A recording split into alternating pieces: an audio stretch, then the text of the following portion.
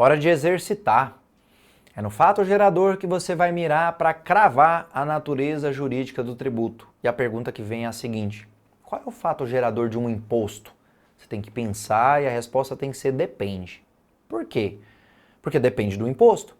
O fato gerador do IPVA é a propriedade de veículo automotor. O fato gerador do imposto de renda, gente, é o auferimento de renda ou provento de qualquer natureza para a pessoa física. O fato gerador do ISS é a prestação de um serviço. Mas o que é que isso te mostra em comum? É a ação ensejadora. No imposto, eu estou agindo e eu estou pagando. Eu compro um carro, eu pago IPVA. Eu aufiro renda, eu pago imposto de renda. Eu presto um serviço, eu pago ISS. Então, no imposto nós não temos essa vinculação de receita, não tem a tal da contraprestação. Quando você chega na segunda espécie tributária, que é a taxa, ali sim, nós temos uma contraprestação. E o ponto bom, e era a dica que eu falei do exercício, é que na hora que você lembra qual é o fato gerador de taxa, em vários momentos, você consegue resolver já uma questão só com essa informação. E na terceira espécie tributária, contribuição de melhoria, mais ainda. Quando a OAB cobrou contribuição de melhoria, não cobra muito, as provas de maneira geral não cobram muito, mas quando cobra, é praticamente o fato gerador dessa espécie tributária que responde. Então nós vamos fazer o seguinte, nós vamos puxar um cantinho no caderninho aí, aonde você estiver anotando, no seu notebook, onde quer que seja, e nós vamos registrar qual é o fato gerador primeiro de taxa. Vamos lá? Fato gerador de taxa. Já vou deixar um espaço ali embaixo, porque a gente vai colocar depois o fato gerador de contribuição de melhoria. Vou aproveitar só a cor aqui do pincel, porque eu vou mudar. Ok? Então, fato gerador de taxa. Nós temos duas classificações de taxa, tá, gente? Você tem taxa de polícia ou fiscalização, vai anotando, que está lá no artigo 78 do CTN. E nós temos taxas de serviço ou utilização, que está no 79. Ok? Anota aí para mim, então, qual é o fato gerador de taxa. Na letra A que você colocou, você vai escrever na frente aí, é um regular poder de polícia. É um regular poder de polícia. Ok? É um regular poder de polícia. Lá na letra B, taxa de serviço ou utilização, você vai anotar aí para mim, é a prestação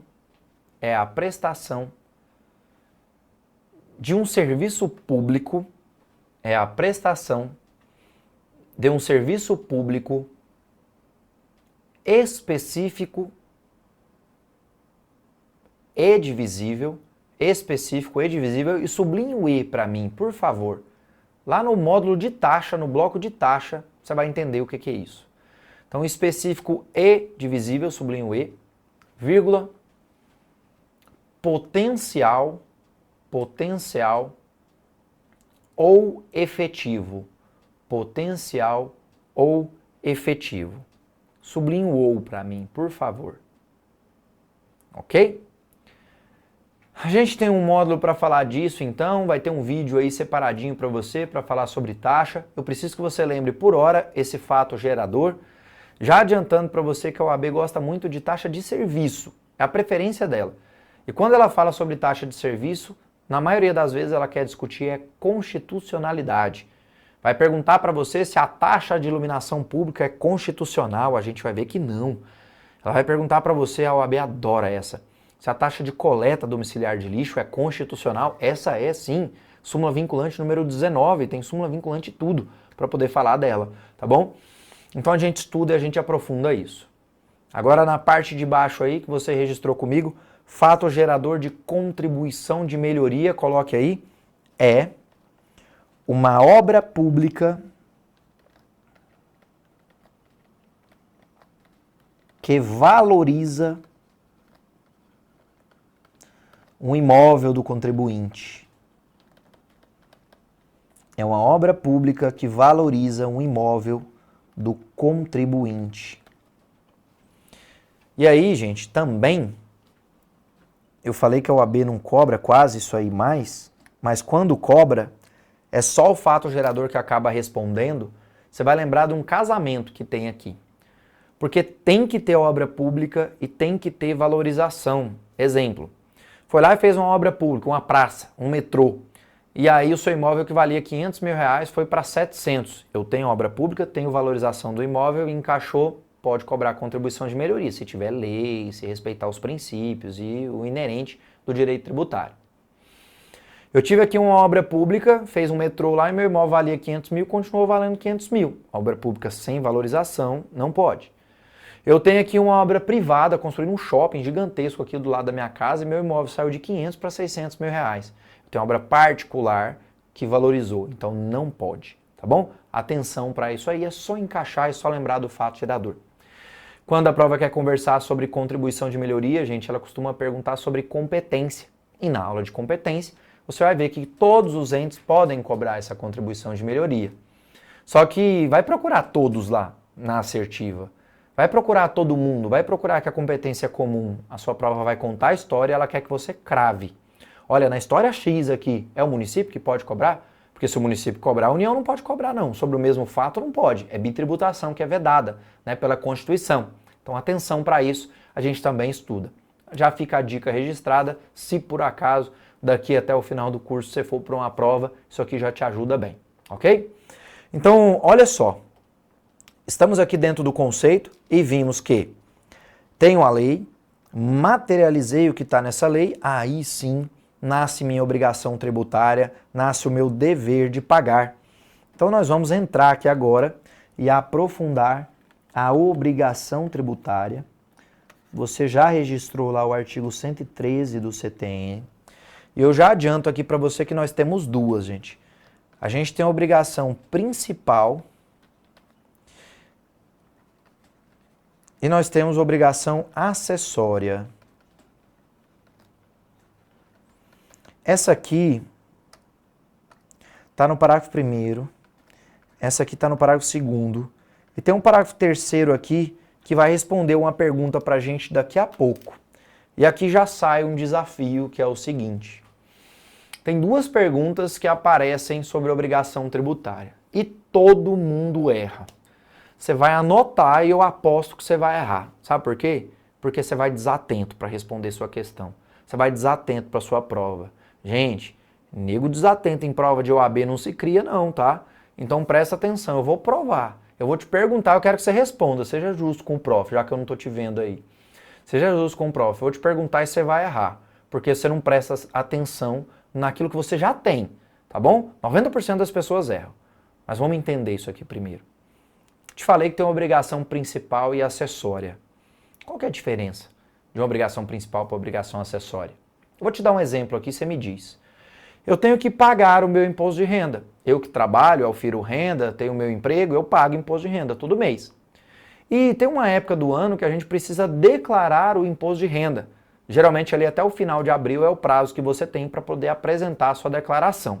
Então eu tenho um dever de pagar e tenho um dever de declarar o imposto de renda. Eu adianto para você, tem uma principal e tem uma acessória. Qual é cada uma? Como é que eu sei a diferença da principal para a acessória? Você vai lembrar de uma frase, tá? E vai anotar o seguinte. Toda prestação pecuniária é principal. Toda prestação pecuniária é principal. Isso quer dizer, meu povo, que tudo aquilo que você paga constitui uma obrigação principal. Olha o exemplo que eu te dei. Eu tenho que pagar o imposto de renda e tenho que declarar o imposto de renda. Então, pagar o imposto de renda é a obrigação principal. Veja se você conseguiu enxergar isso aí. Exemplo, então, mais clássico, o pagamento de um tributo. Ok? Exemplo, pagamento de um tributo. Olha na minha mão aqui de novo. Eu tenho que pagar o imposto de renda e declarar o imposto de renda. Pagar é a pecuniária, toda pecuniária é principal, toda principal é pecuniária. Sobrou de cá a declaração.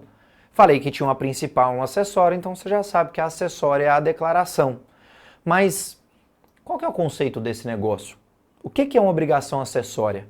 A obrigação acessória, gente, é aquela decorrente da própria lei. A lei vai pedir que você auxilie na fiscalização. Então, dependendo do caso, ela vai colocar prestações positivas ou negativas para que você auxilie na fiscalização do tributo. A própria lei que conta, então é assim que a gente registra mais uma frase. Obrigação acessória é aquela decorrente da lei. E eu usei o exemplo aqui para você. Exemplo, apresentação de uma declaração. Exemplo, apresentação de uma declaração, obrigação acessória. E temos várias. Eu conto uma história, né, que seria sobre questão que a prova também já cobrou, o CPF na nota. Por que você pede o CPF na nota? Para ajudar a administração na fiscalização. A empresa que está do lado de lá, que você está pedindo a nota fiscal, ela tem uma obrigação legal, acessória, de apresentar, de emitir a nota fiscal para você. Assim como ela também tem que escriturar um livro contábil, eu dei aqui vários exemplos para você, então, de obrigações acessórias. É a lei que pede isso, tá? É a lei que pede para a empresa se escriturar, é a lei que pede para a empresa emitir nota fiscal, é a lei que pede para você apresentar uma declaração e por aí vai. Tudo bem? Falei que tinham duas perguntas. Lá vem a primeira pergunta que todo mundo erra. É a seguinte: existe vinculação entre obrigação principal e acessória? Professor, não entendi não. Vamos mudar. Existe dependência entre obrigação principal e acessória? Professor, também não entendi não. Se eu tiver, vamos mudar. Se eu tiver uma principal, eu preciso ter uma acessória? Se eu tiver uma acessória, eu preciso ter uma principal? Eu fiz a mesma pergunta, tá? A prova muda a palavra e você erra sabendo, pelo amor de Deus. Não erre por sinônimos, ok? Tá bom. Não tem vinculação entre obrigação principal e acessória. Eu vou dar dois exemplos aqui para você. Tem um exemplo que eu gosto dele, só que hoje ele não aplica mais, mas para mim é o que dá para ver melhor, tá? Hoje, gente, quem ganha menos de R$ 1.903 por mês é o famoso isento do imposto de renda. A gente vai ver que a pessoa que é isenta do imposto de renda é a pessoa que é dispensada do pagamento desse tributo por meio de uma lei. Isso é uma isenção. Na prática funciona assim, ok? Só para você entender. Então, se eu dispenso o pagamento, e pagamento é a obrigação principal, note que eu não tenho obrigação principal. E aí é a história que eu falei que não aplica mais. Até uns 10 anos atrás, a pessoa que era isenta do imposto de renda abraçava essa condição legal, tem que abraçar a condição para estar dispensado, tá? Abraçava essa condição legal, gente, ela tinha um dever de apresentar uma declaração de isento. Então eu estava isento, dispensado do pagamento, então não tinha principal, mas tinha uma acessória que era declarar. Hoje não tem mais. Quem está isento mesmo. Se não tiver uma obrigação legal de declarar, não tem que fazer mais nada. E o outro exemplo que eu falei que ia citar seria em cima do que a gente vive mesmo. Você tem um carro, você paga IPVA. Geralmente o ente tributante, através do Detran, ele vai lá e manda para você o boleto para você pagar, ou você tira na internet e tal. Você tem que fazer mais alguma coisa? Não, você tem que pagar. Eu não tenho que declarar, eu não tenho que fazer nota, eu não tenho que fazer nada. Então note que eu posso ter uma principal e não ter uma acessória, eu posso ter uma acessória e não ter uma principal, não existe vinculação, não existe dependência entre elas. Essa é a primeira pergunta que todo mundo erra. Eu preciso encaixar um negócio, então eu vou te levar mais uma vez lá para a nossa linha, para a gente pegar o ponto número 4, tá? Isso aqui, ó, já ficou registrado, né? O instituído em lei é o princípio da legalidade, é o princípio mais importante que nós temos. Ele já está aqui no outro quadrinho aqui para você, olha só. Tá? A gente já discutiu um pouco sobre ele. Nós vamos entrar aqui no que não constitua sanção de ato ilícito. O que é sanção de ato ilícito, gente? A sanção de ato ilícito é a multa, é a penalidade.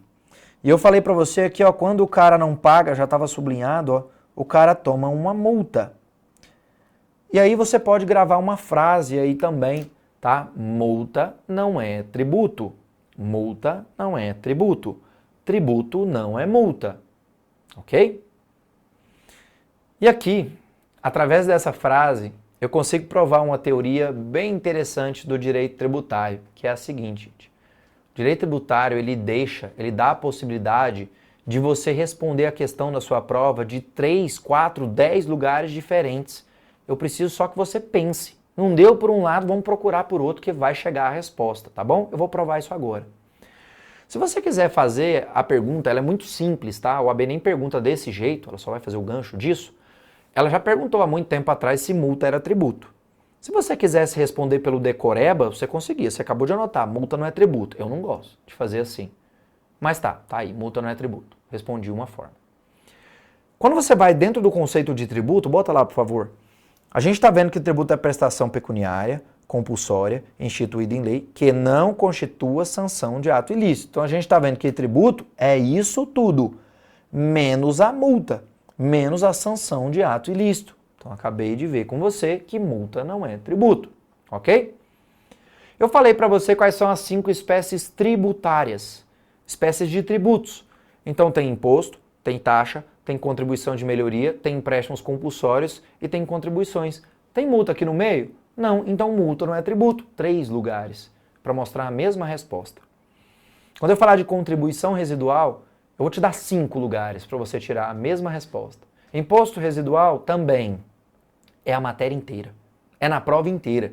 Então chegou lá na questão, eu acho que eu não entendi, eu não lembro, não sei o que, procure em outro lugar que você vai achar a sua resposta. Tudo bem? Certo. Então feito isso, nós vimos que multa não é tributo. Volta para lá, para a nossa classificação. Nós vimos que toda prestação pecuniária é principal e que o pagamento de um tributo é uma obrigação principal. Ora, a segunda pergunta todo mundo erra. Pagamento de um tributo é obrigação principal. Se multa não é tributo, a multa é uma obrigação principal ou acessória? Fala para mim. É principal ou acessória? O que você respondeu? Seja justo com o prof. É para responder. A hora de errar é agora. Acessória? Você acabou de errar. E errou sabendo. É isso que deixa o prof pé da vida. Porque você erra sabendo. Você anotou, gente. Você anotou que toda prestação pecuniária é principal. O que você faz com a multa? Sonego. Pago. Se você paga a multa, ela é principal. Agora, peraí, que a gente vai ver isso melhor. Então, você já vai fazer assim, vai anotar aqui. Pagamento de tributos e multas. Multa é a obrigação principal, tá? E já estava desenhadinho lá para você, Quando eu não pago um tributo, eu tomo uma multa. E se você descumprir uma obrigação acessória, gente, que é aquela da lei, você igualmente toma uma multa. Deixa de apresentar a declaração do seu imposto de renda, você vai tomar uma multa. Pega a empresa lá que você é proprietário e não emite a nota fiscal, não. É por isso que o governo põe aí CPF na nota, é para ajudar a fiscalizar ela, você vai tomar uma multa. Pega a sua escrituração contábil e essa escrituração está errada, tem furo ali naquele negócio, tem sonegação, vai tomar multa. Então, atenção, o descumprimento de obrigação principal, pagar um tributo, gera uma multa. Descumprimento da obrigação acessória, declarar um tributo, igualmente gera uma multa. Só que o detalhezinho que eu falei que tinha algo aqui que ia responder a questão para você, é esse parágrafo 3º, gente, Ele fala que o descumprimento de uma obrigação acessória se convola, se converte em obrigação principal. Se converte em obrigação principal. O que eu preciso é que você leia esse artigo 113, conforme já estava registrado, e com calma, tá bom? Ok, vamos avançar nisso aqui então. E não erre mais. Quem que disputa, no bom sentido, essa obrigação tributária, gente? São os sujeitos. Olha o desenho. O fisco invade o patrimônio do contribuinte. Eu tenho de um lado, anota comigo, os sujeitos ativos que se dividem em diretos e indiretos. E tenho de outro lado o sujeito passivo, ou sujeitos passivos, que também se dividem em diretos e indiretos. A sua prova não quer perguntar para você quem é o sujeito direto, quem é o sujeito indireto. A gente vai preencher para você entender, mas ela vai pegar um desses sujeitos e vai aprofundar e vai discutir. É assim que a OAB trabalha hoje, tá bom, gente? Então vamos lá. Quem são os sujeitos ativos diretos? São os entes tributantes. são os entes tributantes. Você já conhece União, Estados, Municípios e DF. São os entes tributantes. Você vai registrar aí o 119 do CTN, aparece artigo, tem que ler. Quem são os sujeitos ativos indiretos? São os entes parafiscais. Você vai anotar o artigo 7º do CTN. Quero ninguém apavorado aqui. Na hora que a gente chegar na aula lá de competência, a primeira coisa que a gente vai fazer é conversar sobre esse ente parafiscal, é discutir sobre parafiscalidade. Se você chegar lá com esse artigo 7º do CTN já na cabeça, melhor ainda. Fica tudo mais fácil, é por isso que eu fico pedindo para você ler, tá bom? A gente vai ver que é o cara que pode, o ente que pode, arrecadar e fiscalizar um tributo, tá bom? É muito clássico isso aqui, você com certeza já ouviu falar, Conselho de Fiscalização Profissional, CREA, Cresce, tem gente que fala Cresci, Cresce, CRC, CRO, CRM, tá? Um Conselho de Fiscalização Profissional é um ente parafiscal. Vou te explicar melhor isso, tá bom? Próximo. Quem são os sujeitos passivos diretos? Somos nós, são vocês, são os contribuintes. E os contribuintes estão no 121.1 do CTN. Então, sujeitos passivos diretos, contribuintes. Quem são os sujeitos passivos indiretos? Olha a brincadeira que eu fiz com você. Ah, morre e não vai pagar tributo. Não, vai morrer e vai continuar pagando. Não é o defunto, é alguém que a lei chama. Esse alguém que a lei chama para pagar a conta de outro é o tal do sujeito passivo indireto, que é o responsável tributário. E aqui é o 121, inciso 2, responsável tributário. Ok? Esta relação de fisco versus contribuinte, de sujeito ativo versus sujeito passivo. São eles que disputam essa obrigação tributária. Pega esse quadradinho, ela vai pegar aqui com você, ó, responsabilidade tributária, e vai aprofundar. Vai discutir muito mais com você, ok? Então, passamos pela obrigação tributária e vamos fechar o nosso conceito de tributo em cima do 5º ponto, que é cobrado mediante atividade administrativa plenamente vinculada. Primeiro ponto, gente. Essa atividade administrativa plenamente vinculada é o tal do lançamento. E o melhor conceito que você pode ter sobre lançamento é o que está aqui no artigo 142 do CTN. A leitura para você é mais que obrigatória desse artigo, tá? Procedimento administrativo denominado lançamento. E um ponto relevante aqui, onde tem muita prova que gosta de mudar, é aqui no final, ó. Você que não gosta de direito administrativo erra essa questão. Direito administrativo, gente, as coisas funcionam com a administração plenamente vinculada. O que isso quer dizer? Que a administração só faz aquilo que a lei autoriza. Diferentemente da sua vida civil, da sua vida penal, criminal, que você faz aquilo que a lei não veda. Então a administração tributária, ela segue lá o mesmo princípio da administração e ela só pode fazer aquilo que a lei autoriza. Inclusive, se ela não fizer o que a lei autoriza, primeiro, ela vai ter uma responsabilidade funcional e segundo, ela vai perder alguns prazos. Quando você escuta aí que o ente administrativo perdeu o prazo para lançar um tributo, para constituir o crédito tributário. Essa é a figura da decadência. Olha, ele tem um prazo para executar o contribuinte que não pagou lá.